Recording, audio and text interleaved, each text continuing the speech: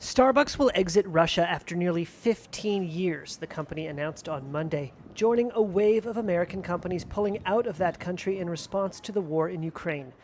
Seattle based Starbucks has 130 stores in Russia, with nearly 2,000 employees in the country. In March, Starbucks shuttered its stores and suspended all business activity in Russia, including the shipment of its products to the country. Monday's decision makes that suspension permanent.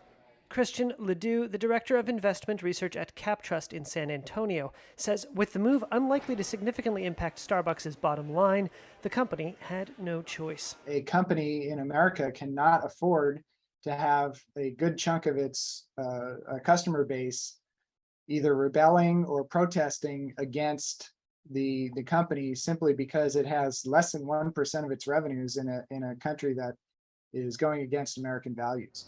Starbucks' move comes a week after an even more iconic American company, McDonald's, pulled the plug on its Russian restaurants. On Monday, its trademarked golden arches were removed from a store near Moscow. That exit was a far more significant business decision. McDonald's had a much longer history in Russia. Starbucks had only been there for 15 years, and McDonald's was there basically at the falling of the Berlin Wall. So this is a much bigger investment that McDonald's made.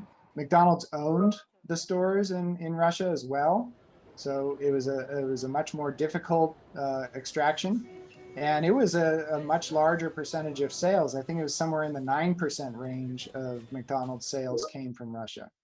So this is a bigger deal for McDonald's than it was for Starbucks. Starbucks did not provide details on the financial impact of the exit.